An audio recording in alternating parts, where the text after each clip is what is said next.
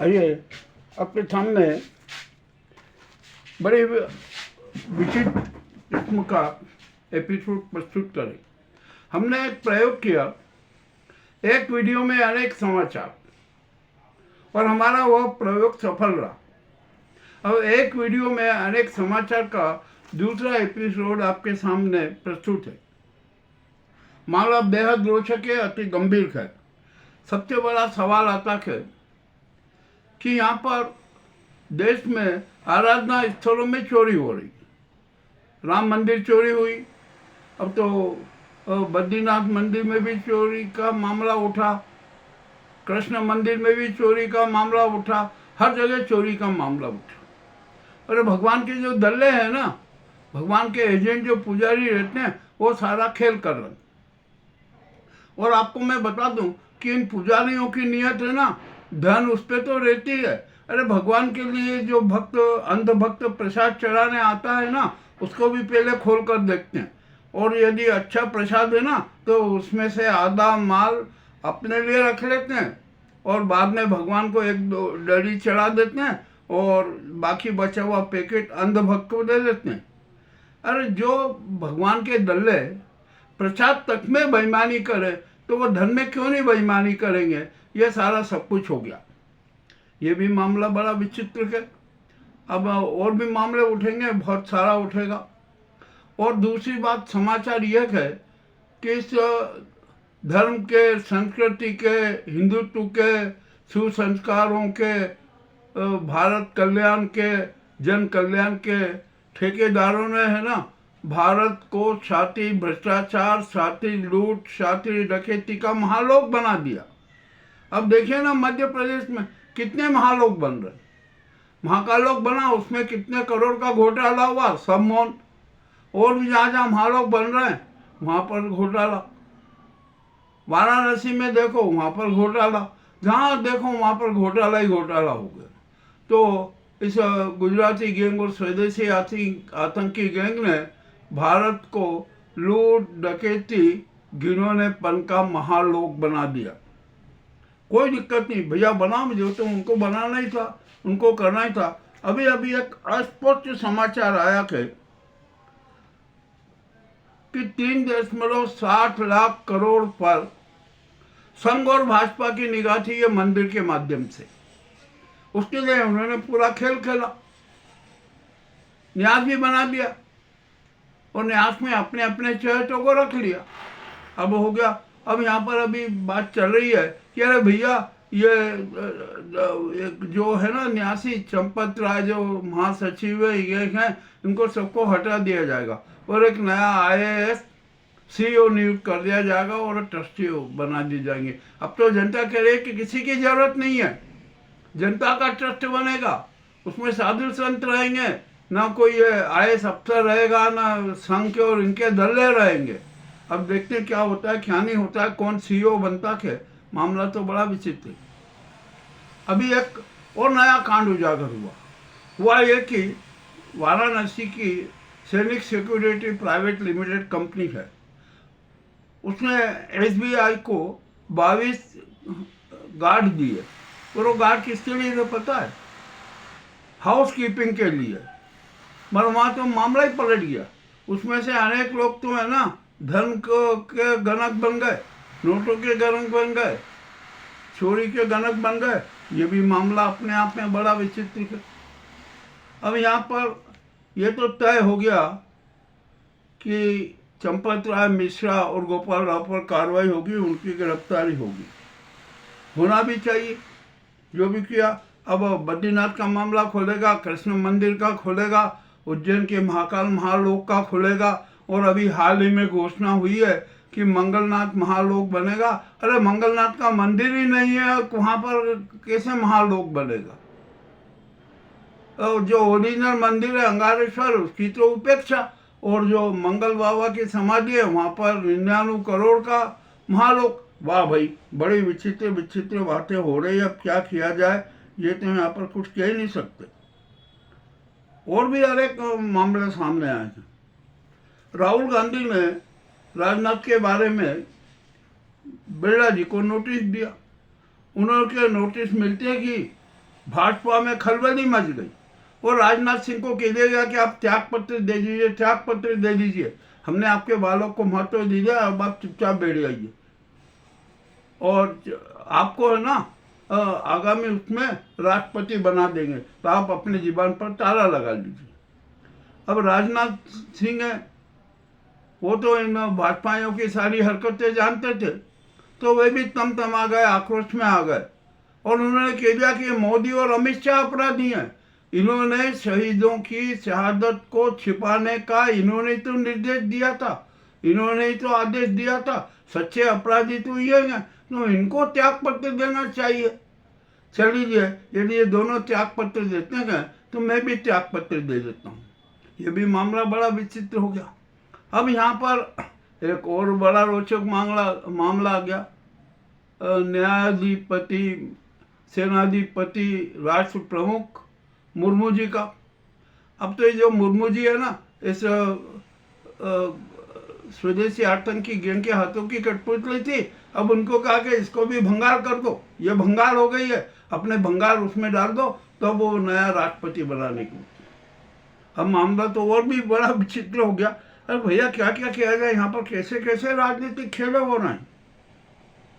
अब मोहन भागवत का एक बड़ा विचित्र बयान आया।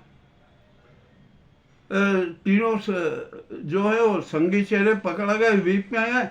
मोहन भागवत बोले, उन्होंने बयान दिया कि जो संघ के जितने भी ये संगठन है ना, उन पर हमारा नियंत्रण नहीं होता, वे तो स्वतंत्र कार्य करते हैं। अरे वाह भैया, बड़ी अजीब बात है। आप उनको बनाते हो, आप उनके को निर्देश देते हो, वे आपके निर्देशों का पालन करते हैं, धनखोरी करते हैं, चंदा उगाई करते हैं, और अब आप कह रहे हो कि नहीं नहीं, अरे ये तो है ना हमारे नियंत्रण में है ही नहीं, ये उनकी जवाबदारी है। अब ये भी बड़ी विचित्र बात है। तो ऐसा लगता है कि शायद मोहन भागवत भी है ना अब इसलिए स्थिति में आ गए, और उनका तो एक ही लक्ष्य कि ये तीनों है ना, चंपत राय, मिश्रा और गोपाल राव किसी भी तरीके से बचा लिए जाए, इसलिए उन्होंने मोदी से डील भी कर ली होगी। ठीक है।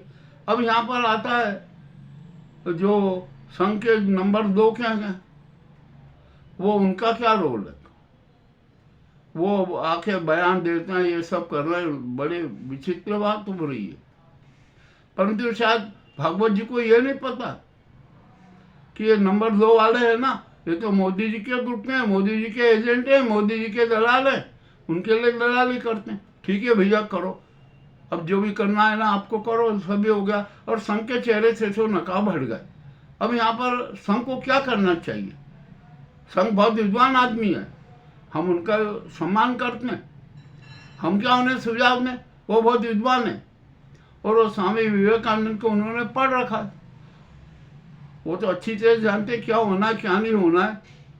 मगर हम भी तो स्वामी विवेकानंद के भक्त हैं, हमने भी थोड़ा उनको पढ़ा है, उनसे ज्ञान लिया, और आज है ना उनकी पुण्यतिथि है, उनकी स्मृति का दिन है। तो हम मोहन भागवत जी को एक बात याद दिला दें कि आज स्वामी विवेकानंद जी का पुण्यतिथि है, स्मृति समारोह। तो झूठ बोलना उचित नहीं होता, हमेशा सच बोलना उचित होता है, और सच ही तो ईश्वर है। तो आप सच नहीं बोल के ईश्वर से दूर क्यों जाना चाहते हो। और एक बात बता दूं भागवत जी, स्वामी विवेकानंद जी ने ही कहा था ना कि सुसंस्कार और सुसंस्कृति ही धर्म के और वही धारण योग्य के। तो आप तो सुसंस्कृति और सुसंस्कारी बन जाओ ना, ये क्यों प्रपंच में पढ़ रहे हो। और अब तो चंपत आने के लिए कि मैंने तो संघ को 180 करोड़ रुपए भेजे, तो 180 करोड़ कहाँ है। क्या उसी के राशि से दिल्ली में इतना भव्य बन गया मामला। अब जो भी हो रहा है, क्या हो रहा है क्या नहीं हो रहा है, ये जो महत्वपूर्ण समाचार है ना, वो हमने आपके सामने प्रस्तुत किए थे। अब यहाँ पर अभी अयातुल्ला खमेनी को अंतिम विदाई दी, तो वहाँ विदाई के मंच से ट्रम्प को भी चेतावनी दे गए और इजराइल को भी चेतावनी दे दी गई। अब चेतावनी दे दी है, और IRGC ने तो स्पष्ट कह दिया कि हम इजराइल को छोड़ेंगे नहीं, मासूद को नहीं छोड़ेंगे। और दूसरी तरफ मासूद ने है ना ईरान के बड़े बड़े नेताओं की हत्या का षड्यंत्र भी रच लिया। अब क्या करें, क्या बताएं, क्या हो रहा है क्या नहीं हो रहा है। कुछ विचित्र स्थिति पैदा हुई है। अब जो भी होना, अब क्या किया जाए। ये तो जो होना था वो तो हो ही गया। और आपके सामने हमने इतने सारे सवाल रखने, इतने इतने इतने समाचार प्रस्तुत कर दिए हैं कि आप सब पर एक एक से विचार करेंगे ना तो बड़ा हो जाएगा।